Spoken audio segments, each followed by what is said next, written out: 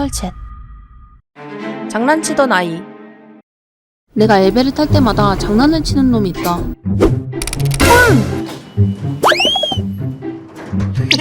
메롱메롱.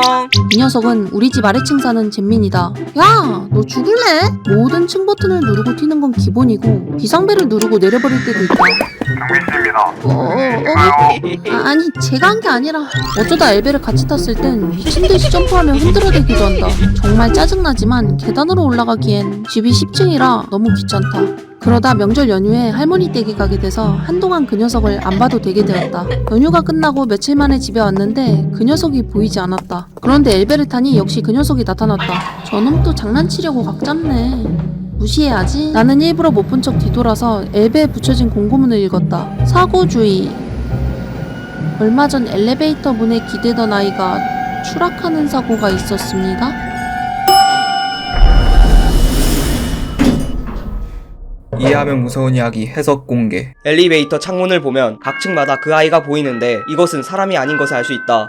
그 아이는 주인공이 집을 비운 사이 엘리베이터에 기대며 장난을 치다 추락사고로 죽었다. 그러나 자신이 죽은 것을 자각하지 못한 채 계속해서 주인공에게 장난을 치고 있는 것이다. 숨겨진 시선. 며칠 전부터 누군가 쳐다보는 느낌이 든다. 나는 대학 근처에 있는 원룸에 살고 있다. 이상한 점은 불을 끄면 누군가 쳐다보는 느낌이 사라진다. 어느 날 수업이 끝나고 집에 와서 쉬고 있었는데 또 누가 날 쳐다보는 느낌이 났다. 소름이 돋은 나는 곧바로 집을 뛰쳐나와 여포에 살고 있는 같은 과 친구네로 갔다. 응? 무슨 일이야? 미안한데 잠깐 들어가도 돼? 좀 상담하고 싶은 게 있어서. 그래? 그럼 잠깐만 기다려. 정리 좀 할게. 응, 고마워. 들어와. 근데 고양이가 있으니 조심해. 맞다, 너 고양이 키우지? 안녕. 너무 귀엽다. 일단 뭐 좀 마실래? 커피 내려줄까? 아, 응, 고마워. 친구 집에 와서 고양이를 보니 좀 안심이 됐다. 너네 주인 진짜 착하다. 그치? 이거 떨어져. 응? 이해하면 무서운 이야기 해석 공개. 벽에 있는 구멍 속을 자세히 보면 주인공의 방에 있던 인형이 보인다. 친구는 이 구멍을 통해 주인공의 방을 몰래 훔쳐보고 있었던 것이다. 첫 장면 주인공 뒤 벽을 자세히 보면 벽구멍에 친구의 눈동자가 보인다. 갑자기 주인공이 집에 찾아오자 친구는 급하게 포스터로 벽구멍을 가렸던 것이다. 인기 숙소. 나는 혼자 여행을 다니는 것을 좋아한다. 혼자만의 여행이란 찾을 수 없는 소중한 나를 오롯이 위한 선물이다. 뭔 개소리야! 내 삶을 채우는 뜻깊은 여행을 마치고 미리 예약해두었던 유명한 에어브란비 숙소를 갔다. 이곳은 해외 감성 낭낭한 예쁜 인테리어로 수많은 여성 인플루언서들이 다녀간 곳이다. 씻고 와이파이를 연결하려는데 헐, 와이파이 왜 이렇게 많아? 이상한 영문 제목의 와이파이가 너무 많았다. 나 지금 숙소 들어왔어. 맞다. 사진 예쁘다. 친구와 통화하는데 잡음이 심하고 목소리가 잘 안 들렸다. 일단 전화를 끊고 친구에게 톡을 했다. 까똑. 귀신? 아, 뭐야. 갑자기 무섭게. 친구는 귀신 찍히는 앱을 보냈다. 근데 진짜로 귀신이 찍히면 나 떡상하는 거 아니야? 앱을 깔아서 불을 끄고 숙소를 둘러보자 귀신은 없고 카메라를 통해 예쁜 빨간 빛들이 잔뜩 보였다. 이해하면 무서운 이야기 해석 공개. 카메라 앱에서 나온 빨간 빛들은 귀신이 아니라 곳곳에 숨겨진 수많은 몰래카메라 불빛이었다. 숙소가 여성 고객들에게 인기가 많자 숙소 주인이 몰래 설치해놨던 것이다. 이렇게 공유 숙소에서 몰카가 발견되는 일이 빈번하게 발생한다고 한다. 실제로 어두운 곳을 휴대폰 카메라를 통해서 보면 빨간 불빛이 나는 곳에서 몰카를 찾을 수 있다고 한다. 할머니의 부침개. 아이고, 우리 손녀 와 이리 할쑥해졌노? 뼈만 앙상하게 남았다. 할머니 뭔 소리야? 시오 누나 완전 푸바오인데? 뭐라고? 딱 보기 좋구만. 뭔 소리고? 자, 많이 물어.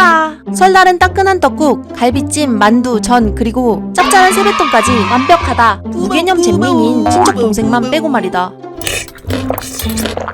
할머니 근데 부침개는? 부침개 먹고 싶나? 밀가루 있을 기다. 내 금방 붙여올게. 음식이 그 배에 더 들어간다고? 빅자 이즈 아이돌 사마. 현규야, 아무리 사실이라지만 말로 해선 안 되는 게 있는 거야. 삼촌이 너 미워. 오, 여기 있구만. 그치? 부침개 먹어라. 우리 손녀 어디 갔노? 시호 잠깐 산책 갔어요. 어머니도 좀 드셔요. 난 괜찮다잉. 니들부터 많이 먹으라잉. 밖에서 잠시 시간을 보내다 집으로 돌아갔는데 할머니를 뺀 모두가 쓰러져 있었다. 이해하면 무서운 이야기 해석 공개. 할머니가 부침개를 부칠 때 쓴 가루를 자세히 보면 농약이라고 쓰여있다. 가루 농약을 밀가루로 잘못 알고 부침개를 만든 것이다. 잠시 나갔던 주인공을 제외한 가족 모두가 부침개를 먹고 중태에 빠지게 되었다. 실제로 이러한 가루 형태의 농약을 눈이 안 좋은 노인분들이 혼동하여 부침개를 해먹고 사망하는 사건이 있었다. 특별한 초콜릿. 발렌타인데이 몇 년째 짝사랑 중이던 여자에게 초콜릿을 받았다. 이 사실이 믿기지 않는 이유는 그동안 그앤 늘 나를 차갑게 밀어냈었기 때문이다. 야, 그만 좀 따라와. 아, 좀 빽빽이만 했네. 확 그냥. 미쳤냐? 왜 집까지 찾아와? 너 진짜 그러다 후회한다. 그런데 나에게 초콜릿을 주다니 츤데레였나?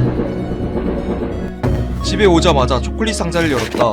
비어있으면 어쩌나 걱정했는데 정말로 초콜릿이 들어있었다. 심지어 직접 만든 초콜릿인 것 같았다. 모양은 제각각이었지만 서툴러도 직접 만들어준 정성이 너무 감동이었다. 향도 독특하고 처음 느껴보는 맛이었다. 됐어. 아이, 잘했어. 이해하면 무서운 이야기 해석 공개. 지하철에서 주인공 옆자리 아줌마를 보면 고약한 냄새 때문에 코를 막고 자리를 떠버리는 것이 보인다. 주인공이 받은 것은 초콜릿이 아니라 여자애가 키우던 개의 똥이었다. 스토커처럼 자신을 쫓아다니던 남자애를 떼어내기 위해 자신이 키우던 개의 똥을 초콜릿인 척 선물했던 것이다. 무서운 마라탕. 혈중 마라 농도가 떨어졌어. 나는 마라탕을 너무 좋아해서 거의 몇 끼 마라탕만 먹는다. 입안이 얼얼해지는 알싸함. 이 중독성 있는 매운맛. 너 또 마라탕 먹지? 너 또 배탈 나려고 그래? 의사가 너무 매운 거 먹지 말라고 했잖아. 엄마가 요즘 마라탕을 못 먹게 해서 밖에서 몰래 친구와 마라탕을 먹기로 했다. 저희 마라탕 2개요. 마라탕 처먹 줄라. 그런데 마라탕을 한 입 먹자마자 또 배가 아팠다. 나 화장실 좀. 마라탕 다이어우 칠러. 그리고 다시 자리로 돌아온 나는 마라탕을 마저 먹다가 쓰러지고 말았다. 주인공은 사망했다. 왜 죽었을까? 1번 이 집 주인이 만든 마라탕이 문제였다. 2번 주인공이 화장실에 간 사이 친구가 마라탕에 독약을 넣었다. 3번 뒷자리 아저씨가 독약을 넣었다. 4번 주인공이 배탈이 나 죽었다. 이해하면 무서운 이야기 해석 공개. 정답은 4번이다. 초반 엄마의 말을 들어보면 주인공은 매운 마라탕을 자주 먹는 탓에 이미 병원을 다니고 있는 상태였다. 매운 것을 먹지 말라는 의사와 엄마의 말을 무시한 주인공은 결국 사망에 이르게 되었다. 이것은 중국에서 있었던 실화이다. 아들의 실종. 나는 실종자를 찾고 있다. 이곳에서 8년 전 실종된 소년이 현재까지도 발견되지 않았기 때문이다. 안녕하세요, 어머니. 나는 실종자의 가족들을 케어하기 위해 주기적으로 방문하여 상태를 살피고 있다. 우리 애는 찾을 수 있을까요? 네, 어머니. 계속 실종신고 지역을 수색 중입니다. 아드님을 빨리 찾을 수 있게 저희가 계속 노력하겠습니다. 이분이 특히 걱정되는 이유는 아들 일만으로도 너무 힘들 텐데 치매 노인까지도 돌보고 있기 때문이다. 주호는 살아있어. 주호는 집에 있어. 어머니. 안타깝게도 할머니께서는 손주가 실종되지 않았다고 믿고 계신 것 같다. 힘내세요, 어머님. 그러던 어느 날 수색을 계속하다가 집 근처 길에서 쓰러진 남자를 발견했다. 신원 확인을 해보니 바로 실종자였다. 실종되었던 소년이 8년 만에 드디어 발견된 것이다. 그러나 그를 조사하다가 충격적인 사실을 알게 되었다. 이해하면 무서운 이야기 해석 공개. 처음부터 그는 실종된 적이 없었다. 8년 동안 계속 집안에 감금되어 있었다. 계속 손주가 집에 있다며 답답해하던 할머니의 말은 사실이었던 것이다. 어머니는 계속 아들이 실종된 척하며 집안에 숨겨두었다. 이 이야기는 최근 미국에서 있었던 실화이다. 가위에 눌리는 이유. 뭐? 한강뷰 오피스텔로 이사한다고? 응, 뷰가 완전 쩔어. 나는 한강이 보이는 신축 오피스텔에 첫 입주를 하게 되었다. 이사 당일 친구가 침구 세트 선물을 보냈다. 우와, 마침 사는 거 깜빡했었는데. 히히, 이쁘다. 우와, 야경도 역시 대박이다. 그러나 완벽할 것 같았던 이 집에서 문제가 생기기 시작했다. 누가 한밤중에 초인종을 눌러서 현관 카메라를 보니 웬 처음 보는 여자가 서 있었다. 엥? 무슨 일이세요? 무심코 문을 열었는데 아무도 없었다. 뭐지? 무서워.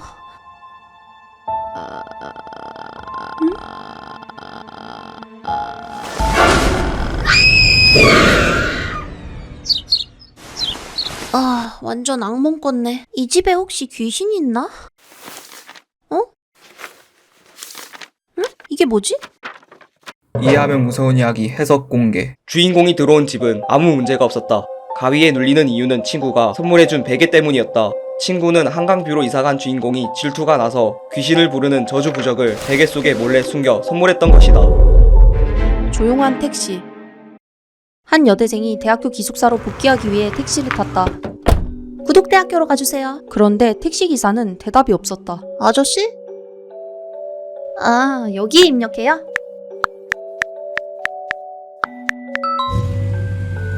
여대생은 대답이 없는 택시기사가 좀 마음에 걸렸지만 어차피 5분이면 도착할 거리라 그냥 가기로 했다. 그런데 10분이 지났는데도 도착하지 않았고 차 밖을 보니 웬 고속도로였다. 겁이 난 여대생은 남친에게 카톡을 했다.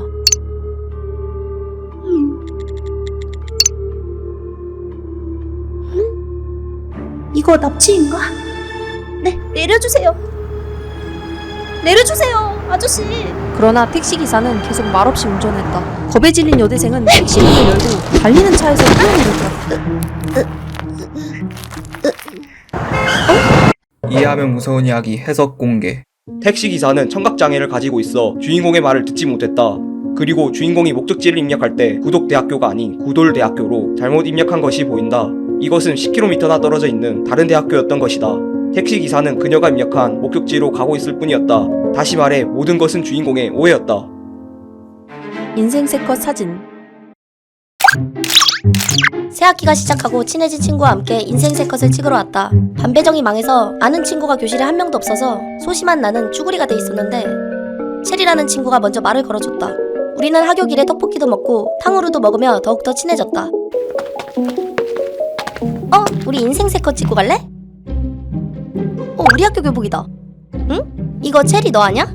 친구랑 찍으러 왔었네. 그런데 체리가 갑자기 그 사진을 떼버렸다. 왜 그래? 아, 이거 중2 때 찍은 건데 뭔가 창피해서.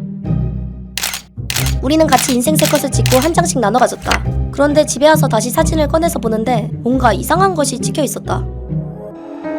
이 손은 뭐지? 체리야, 사진에 이상한 손이 찍혀 있던데 봤어? 뭐? 이거 내 손도 네 손도 아닌데 뭘까? 체리는 갑자기 말이 없었다. 혹시 귀신 아니야? 심령 사진 같은 거. 시끄러워. 체리는 갑자기 전화를 끊었다. 이해하면 무서운 이야기 해석 공개. 사진에 찍힌 정체불명의 손을 자세히 보면 반지가 껴져 있는 것이 보인다. 이것은 체리가 떼어냈던 사진 속 친구가 하고 있던 우정 반지와 같은 것임을 알 수 있다. 그 친구는 친하던 체리가 돌변하여 자신을 따돌리자 극단적인 선택을 했다. 죽은 뒤 체리의 목을 조르러 계속 따라다니던 그 친구의 손이 사진에 찍혔던 것이다.